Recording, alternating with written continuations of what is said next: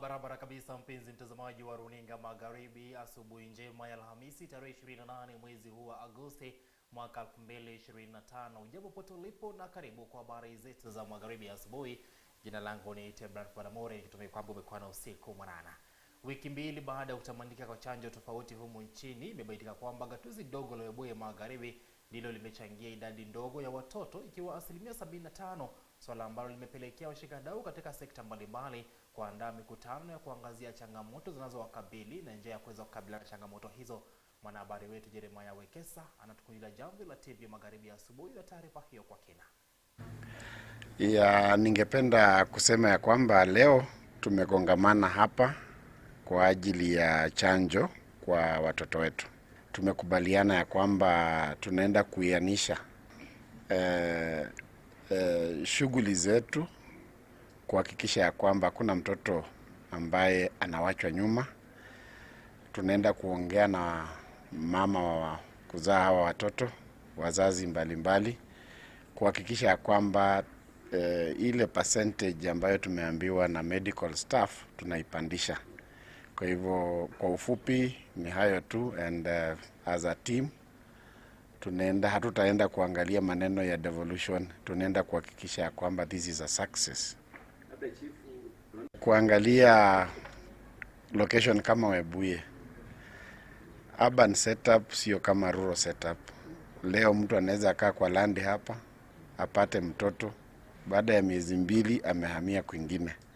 Kwa hivyo tunaenda kuangalia, tumesikizana ya kwamba tunaenda kufanya tracing, kutumia zile contacts ambazo zimewachwa na medical staff kwa record. Kwa hivyo it is going to be a thing of the past because tumeweka bidii zetu pamoja na tunahakikisha ya kwamba tumepata hawa watu wote ambao labda wamesonga kwingine. Na kuna wale pia walitoka mbali wakakuja wakajifungulia huku kwetu na wamerudi. So we want to know. Kwa hapa kwa hili kongamano kuhusu kuhamasisha watu wetu kuhusu chanjo. Naloweza kusema tu kwa watumishi wa Mungu, wachungaji wenzangu, ni kwamba tuchukue hatua ya kuhamasisha washiriki wetu wakachue kwamba matibabu sio dhambi. Pia tujaribu kufikia wale wapendwa wetu ambao wako na ile imani potofu kama ya Shakaola, tuweze kuwafikia, maana Mungu alitutuma kwa watu kama hao, na hawawezi kujua ukweli pasipo kufikiwa wakaambiwa, na wakichua ukweli utawaweka huru. Kweli au wameweka tu tradition ya watu wanaanza kuchanja saa hii. Siku ya leo tumekuwa na stakeholders meeting. Kwa upande wa chanjo tumekuwa tukifanya vibaya sana. Ukiangalia kama tunaitwa atifik tuko at 75%. Na hiyo inamaanisha tuko chini sana. Sasa siku ya leo tumeita stakeholder. Na mtazamaji, tukisonga mbele na taarifa zetu asubuhi ya leo ni kwamba ufisadi ulioenea katika ngazi zote za serikali umesalia kuwa tishio kubwa kwa katiba mwaka 2010. Haya ni kwa mujibu wake Rais William Ruto. Rais William Ruto ameonya kwa Wakenya hawawezi kufurahia matunda kamili ya katiba hiyo kutokana na ufisadi ulioenea ndani ya mihimili mitatu ya serikali ambao umedhoofisha taasisi zilizoundwa na waraka huo. Rais William Ruto alikuwa akizungumza katika kituo cha kimataifa cha mikutano cha Kenyatta KICC jijini Nairobi wakati wa ukumbusho wa miaka 15 tangu kutangazwa kwa katiba mnamo tarehe 27 mwaka 2010 mwezi Agosti.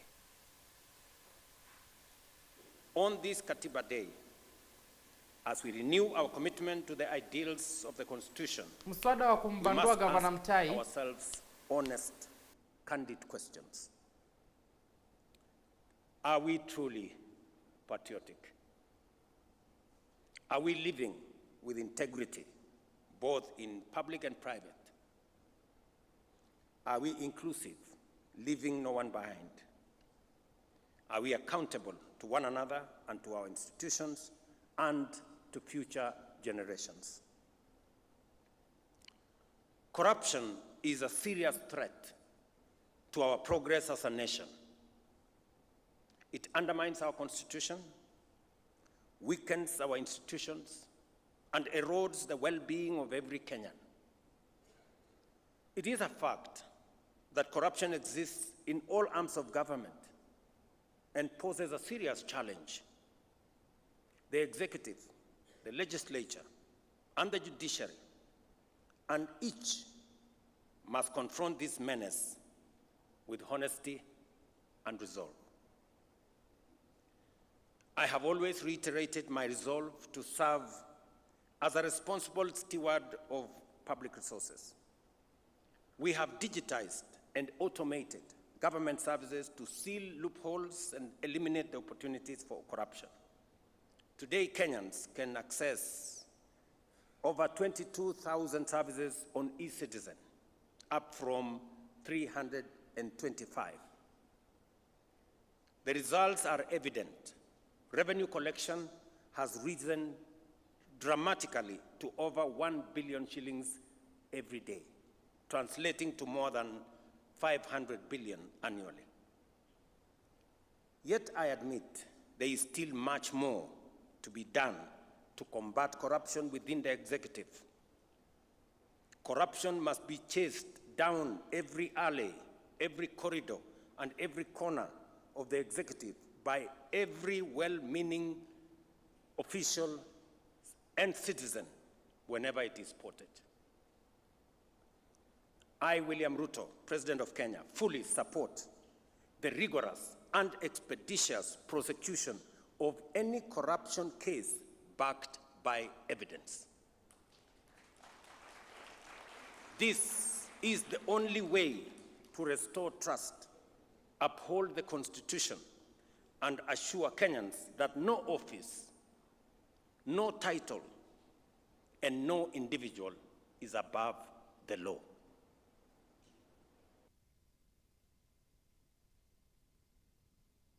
Mtazamaji, tuelekee katika vikao vya bunge la Seneti ambapo hapo jana mswada wa kumbandua gavana Mutahi uliwasilishwa. Hapo gavana wa Kericho Eric Mutahi amekanusha vikali mashtaka yaliyowasilishwa dhidi yake katika hoja yake ya kuondolewa madarakani, akitaja kwamba matukio hayo ni njama iliyopangwa vyema ya kumfukuza ofisini ili wanaomfukuza wajinufaishe kisiasa. Katika hotuba yake ya ufunguzi katika bunge la Seneti mnamo Jumatano Agosti 27, Gavana Mutahi amedai kwamba spika wa bunge la kaunti ya Kericho ametaka aondolewe madarakani ili achukue wadhifa wa ugavana mwenyewe. Alidai kuwa wakati wa kutimuliwa kwake mbele ya bunge la kaunti, spika aliweza kubadilisha nambari ili kufikia kiwango cha thuluthi mbili kinachohitajika ili aondolewe afisini.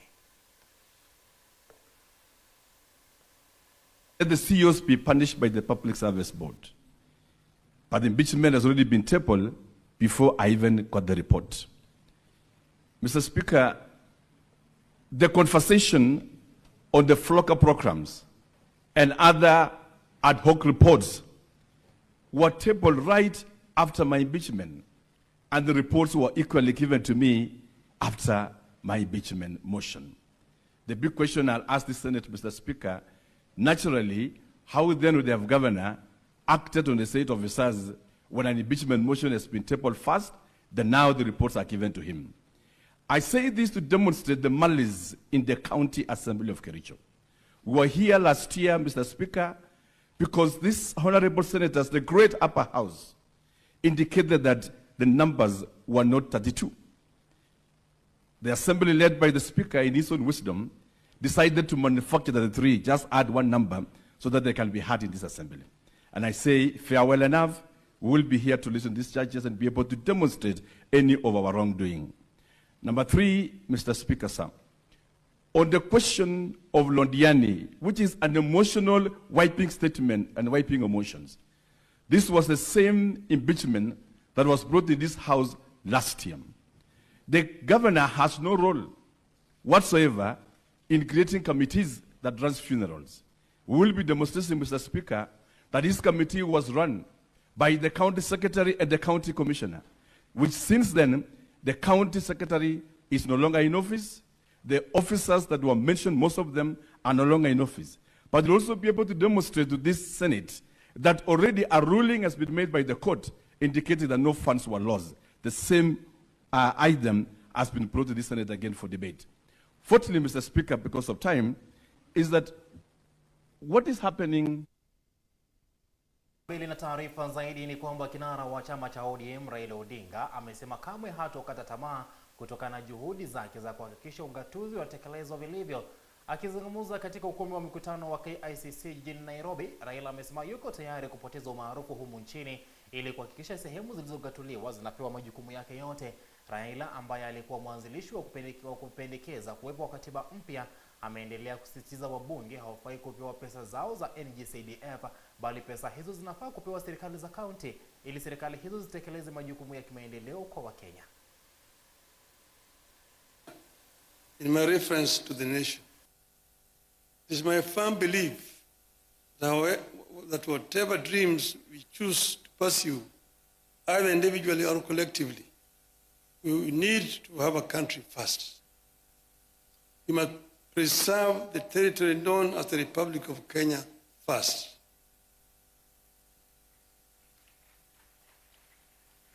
Then, within that territory, you can agree or disagree on the validity of our dreams as individuals or a nation. Since we promulgated the Constitution 2010, we have reaped a bountiful in some areas and a whirlwind in others. I wish to reflect with you on how some of the institutions that came with the Constitution have improved our country, where others have left plenty of room for improvement. Fellow Kenyans, before the 2010 Constitution, the High Court was identified as a core enabler of the maintenance and extension of tyrannical rule in Kenya. Out of that period, you can barely recall any decision of the old High Court that upheld the people's fundamental civil liberties. That is the period in which the Attorney General declared that the President was above the law. And I hope that my sister here will not follow suit. It was the period of constitutional amendment that removed the security of tenure of judges. Since 2010, the Constitution and Human Rights Division of the High Court of Kenya has set itself apart from the Court of Appeal and the Supreme Court as the most effective vanguard of the people's fundamental civil liberties. The Constitution of 2010 came with a stronger mandate for the Auditor General.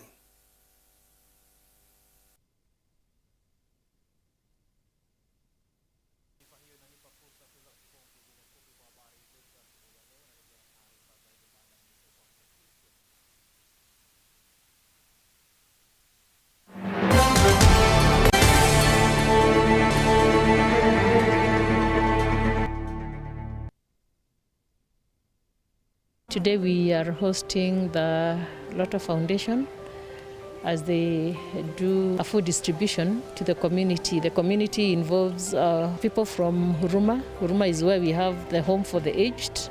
These are informal settlements. Honestly, these parents have not been working. The number of children that will come to me, even the ones who are not in school, and tell me, Mwalimu, we have not fed for 3-4 days, is quite huge. We also thank Lotto. This is the second time that you're coming, and it always makes a difference. It always makes a difference. Thank you for your help. Together, we are changing lives. Over 18s only. Gaming can be addictive. Play responsibly. This message has been approved by the BCLB.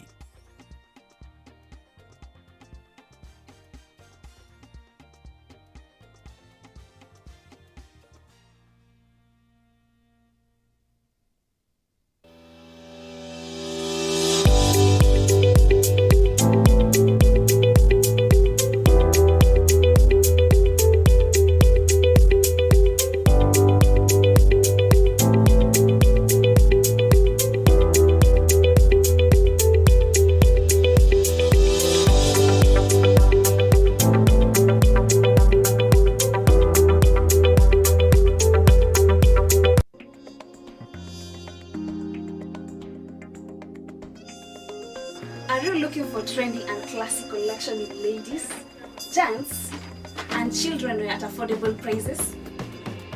It's elegant, smart, flashy, looking gorgeous for every lady out there. Then Lollipop Boutique is the best place for you.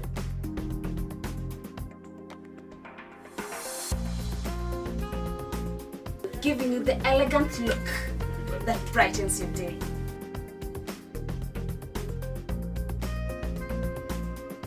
For your juicy outfit, visit Lollipop Boutique along Moy Street, Nasima House, ground floor, opposite Family Bank in Bungoma Town.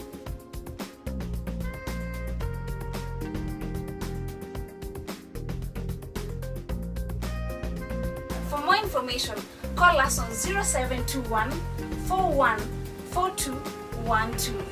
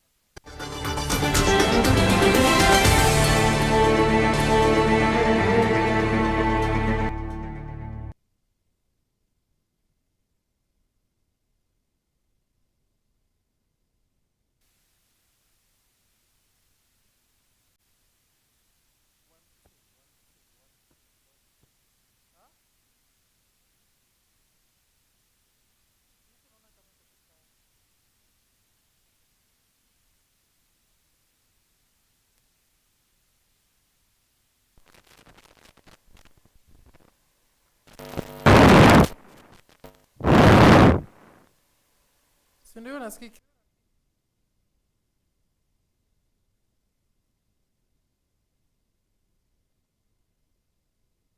Asante, turejee kwa awamu ya pili ya taarifa zetu ambapo tutakuwa tunaangazia taarifa zinazofungamana na masuala ya afya, ambapo wabunge wanaoegemea mrengo wa Kenya Kwanza mrengo wa Kenya Moja sasa wanamtaka waziri wa afya Eden Duale kujiuzulu. Wakiwahutubia wanahabari wa kuongozwa na seneta wa kaunti ya Nairobi ambaye pia ni katibu mkuu wa chama cha ODM Edwin Sifuna, wabunge hao wamemtaka Duale kujiuzulu katika kipindi cha saa 48 zijazo, la sivyo wawasilishe hoja kumbandua kwenye wadhifa huo punde bunge litakaporejelea vikao vyake mwishoni mwa mwezi ujao. Kiini cha wao kumtaka Duale kuachishwa kazi ni madai kwamba mamlaka ya afya ya jamii SHA inatiuka uvundo wa ufisadi. Wabunge hao wanamtuhumu Duale kwa kushindwa kukomesha ufisadi kwenye mamlaka hiyo ambao umesababisha walipa kodi kupoteza mabilioni ya pesa. The chairman of SHA has links to Ladnan Hospital, which has already received 66 million shillings under this scheme. Payments under SHA are skewed and discriminatory. Some providers are consistently paid, while others offering genuine health services have never received a cent. Worse still, ghost facilities, as you may have seen, are being paid regularly. Let us give you some examples. And in some of these examples, you realize there is an astronomical increase in the number of facilities, particularly in the northeastern region. When we had NHIF, we had 153 facilities accredited by NHIF across the northeastern region. However, with the coming in of SHA, we have close to 700 facilities that have been accredited in the past few months, and it is equally discriminatory. They have reduced the number of accredited facilities across particularly Western region, Nyanza region, so that they can increase the numbers in areas they wanted to unleash this scheme. Nyandiwa Dispensary, for example, which has been closed for some time, continues to receive payments. Divine Sparkle Medical Center in Langwe, Homa Bay County, received 2.8 million in June, yet it does not even exist. In northern Northeastern and Mandera, the number of, like I've said, accredited facilities has increased. Recently, hospitals are the biggest beneficiaries. Hospitals that have been there for a long time don't seem to be receiving the amounts that are paid by SHA. New facilities registered in 25 in the year 2024 are the ones that receive these funds regularly. One Nursing Home Limited, registered on 12th of February 2025, applied to the Ministry of Health the very next day and was approved the same day. It has no physical location, yet by April it had received 3.8 million shillings. And that is why the ministry quickly brought down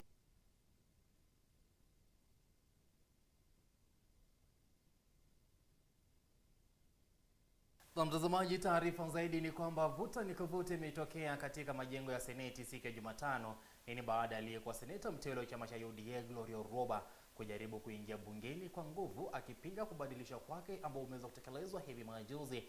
Roba ambaye alifukuzwa kutoka chama cha UDA mwezi Mei amedai kuondolewa kwake na kubadilishwa na konsolata wa Kwabubi ilikuwa ni kinyume cha sheria. Roba amedai alienda kuwasilisha nyaraka ya mahakama kupinga uamuzi huo. Roba ameishtumu zaidi Seneti kwa kufanya kikao kinyume na katiba.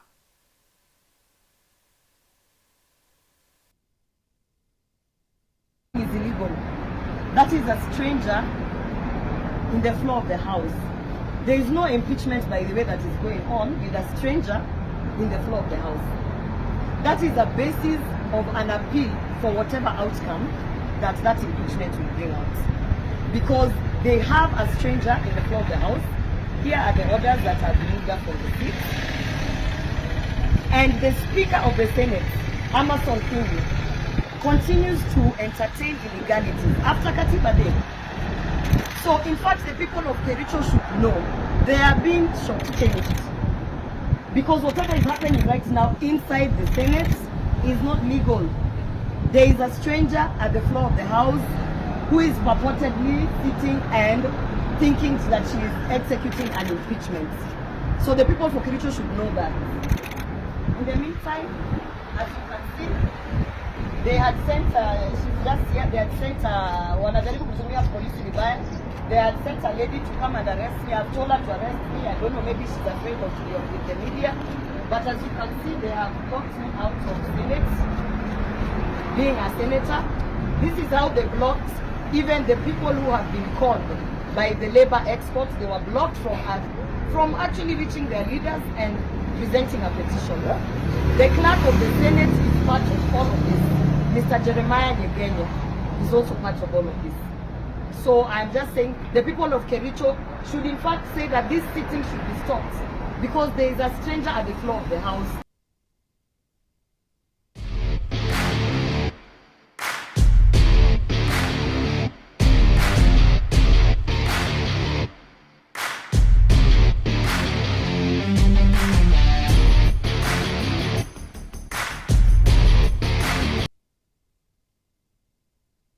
Mtazamaji, tuelekee michezoni. Masaibu ya timu ya Manchester United yameweza kuendelea katika ligi kuu ya Uingereza. Hii ni baada ya timu hiyo kuweza kubanduliwa kwa mashindano ya Carabao hapo jana. United waliweza kutoka sare mabao 2-2 dhidi ya timu ya Grimsby na kisha kuondolewa kupitia mikwaju ya penalti.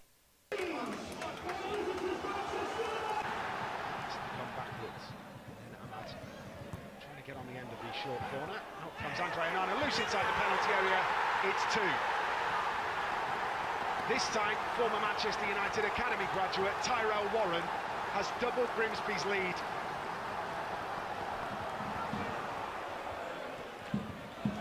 Helped on to Curry. Curry has put this into the gap, and this is a real opportunity. It's a 2-on-1 in the penalty area. Across it comes. That could be 3. What an intervention that is. Absolutely crucial from Diogo Dalot, who fires himself back into the penalty area and turns the ball wide for a corner. To find themselves a little bit of space down this right-hand side. Harry Maguire makes the interception. It falls directly to the Grimsby player who is offside, Gardner. I think he's offside from the initial ball forward, not from the one that comes off Harry Maguire. Well, it can't be, can it? Mainu coming through midfield. It's a lovely run from Kobe Mainu, and he picks out Brian Mbeumo as well. Manchester United moving to the edge of the penalty area. Brian Mbeumo gives Manchester United hope. What a goal that is, the first competitive one for the new signing in the summer. Here comes the delivery again from Manchester United. Heads go up! Manchester United have equalised, and guess who? Harry Maguire to the rescue for Manchester United again! Clark Aduo starts his run up, sends it goalwards, saved by Andre Onana, gets a big paw to it. Mateus Cunha, the penalty taker, and it's saved. And we're back level. Brian Mbeumo. Oh, he's hit the crossbar and he's missed. The Manchester United are out of the Carabao Cup. It ricochets off the crossbar and away. He holds his head in disappointment. Manchester United have been taken out of the EFL Cup at the second round stage by League 2 Grimsby.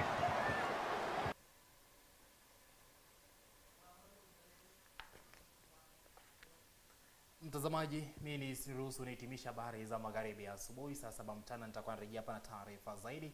Niite Brandford Namure na kutakia asubuhi njema.